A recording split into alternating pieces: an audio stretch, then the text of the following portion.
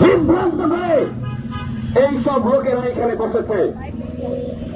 আমরা বলতে চাই, এই এনবিআর মেম্বার অ্যাডমিন কায়কোবাদ সাহেব, তার নামে দুর্নীতির মামলা চলমান থাকা অবস্থায় তিনি কিভাবে শপথে বহাল থাকেন?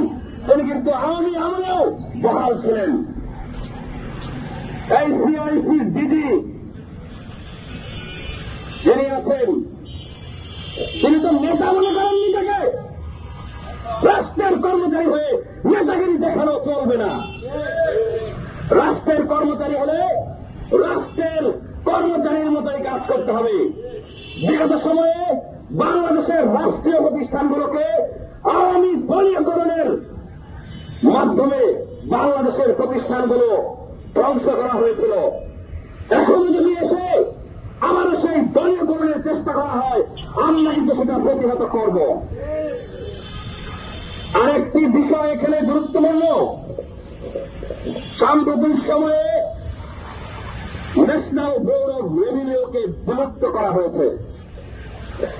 আমরা সরকারের বিবেচনা প্রসূত এই সিদ্ধান্তকে অগ্রাহ্য করছি না। অন্তর্বর্তীকালীন সরকার আমাদের সরকার যে সিদ্ধান্ত নেবে সেটি বাংলাদেশের মানুষের ভালোর জন্য নেবে বলে আমরা মনে করি। কিন্তু যে প্রক্রিয়া এনবিআর বিলুপ্ত করা হয়েছে, এখানে আমাদের প্রশ্ন আছে। এনবিআর সেই যে আমরা দেখেছিলাম 2018 সালে মধ্যরাতের ভোটে কিভাবে আওয়ামী লীগ ভোট চুরি করে, লুটপাট করে বাংলাদেশের জনগণের ভোটাধিকার কেড়ে নিয়েছিল। রাতের অন্ধকারে ব্যালট বাক্সে ঢিল মেরে এই আমলা ডিসিদেরকে দিয়ে ঘোষণা দিয়েছিল যে আওয়ামী লীগ বিজয়ী হয়েছে। 2018, 14 এবং 24 নির্বাচনে যে সকল আমলারা জড়িত ছিল প্রত্যেককে গ্রেফতার করতে হবে। এখানে যে বিষয়টি ঘটেছে, সেই রাতের অন্ধকারে ভোটের মতো মধ্যরাতের প্রজ্ঞাপনে এনবিআর বিলুপ্ত হয়েছে। আমরা দেখেছি এনবিআর এর কর্মকর্তারা তারা আন্দোলন করছেন। তাদের আন্দোলন তারা করছেন, সেটা আমার কোনো বিষয় নয়। আমার যেটা কনসার্নের বিষয়, এনবিআর বিলুপ্ত করবেন। এনবিআর এর কর্মকর্তা সংশ্লিষ্ট যারা আছে তারা বাংলাদেশে তাদের সাথে আলোচনা করেছিলেন। তাদের সাথে আলোচনা না করে এনবিআর বিলুপ্ত করেছেন। আরেকটা যে বড় অপরাধ করেছেন, এই এনবিআর সংস্কারে একটা পরামর্শক কমিটি গঠিত হয়েছিল। সেই পরামর্শক কমিটি যে প্রতিবেদন দিয়েছে, সেই প্রতিবেদনকে সম্পূর্ণরূপে অগ্রাহ্য করা হয়েছে। এই উদ্দেশ্যে সরকার কর্তৃক নির্ধারিত পরামর্শক কমিটির পরামর্শ ব্যতি রেখে তাদের চাপে তাদের মতো করে এই এনবিআর বিলুপ্ত করা হয়েছে। যারা পরামর্শক কমিটিতে ছিলেন তারা নিজেরাও বলছেন যে আমাদের মতামতকে গ্রাহ্য করা হয়নি। বাংলাদেশের এনবিআরকে ধ্বংস করতে পারলে বেশিরভাগ সারা বিশ্বে প্রমাণ করতে পারবে যে অন্তর্বর্তীকালীন সরকার ব্যর্থ হয়েছে। অন্তর্বর্তীকালীন সরকারকে ব্যর্থ করার সকল ষড়যন্ত্র আমরা উৎখাত করেই ছাড়ব।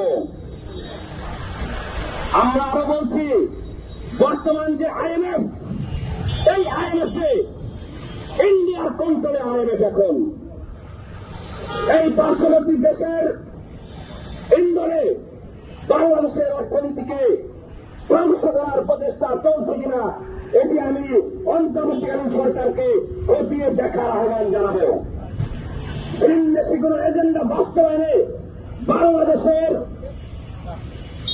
অর্থনীতিকে ধ্বংস করার প্রচেষ্টা করা হলে এর পরিণতি খুব খারাপ হবে। পাশাপাশি বলতে চাই, এই আব্দুর রহমান খানের মতো যারা সচিব ছিল আওয়ামী লীগের আমলে, তারা যে অপরাধ করেছে সেই অপরাধের জন্য তাদেরকে গ্রেফতার করতে হবে। এবং আমরা মনে করি পূর্ববর্তী সরকার কমপ্লিটলি পার্শ্ববর্তী দেশের প্রেসক্রিপশন বাস্তবায়নে কাজ করেছে। এখনো যারা সেই আগের ফেসিবাদের আমলারা তাদের শপথে বহাল আছে, তারা এখনো সেই প্রেসক্রিপশন অনুযায়ী বাংলাদেশকে ধ্বংসের মিশনে নেমেছে। আমরা বলছি অনতি বিলম্বে আওয়ামী লীগের আমলে যারা প্রধানমন্ত্রী পেয়ে আওয়ামী এজেন্ডা বাস্তবায়নের জন্য সচিব পদে উন্নীত হয়েছিল, প্রত্যেককে অপসারণ করে গ্রেফতার করতে হবে। এই এনবিআর চেয়ারম্যান দেখতে কিন্তু ভালোই মানুষ, কিন্তু সে আওয়ামী লীগের সচিব হওয়ার পরও আপনার মনে আমাদের মনে প্রশ্ন জাগে না সে কিভাবে এখানে এনবিআরে বসলো? বাংলাদেশের রাজস্ব খাত, বাংলাদেশের অর্থনীতির মেরুদণ্ডের মাথায় সে কিভাবে বসলো? সে যত জ্ঞানী হোক, গুণী হোক, বাংলাদেশে ফেসিবাদের দোষর কোন সচিব আমলাকে আমরা রাষ্ট্রের কোন গুরুত্বপূর্ণ দায়িত্ব দেখতে চাই না। এটা হচ্ছে স্পষ্ট কথা। ফেসিবাদী আমলাদেরকে বাংলাদেশের রাষ্ট্রযন্ত্র থেকে উৎখাত করতে হবে।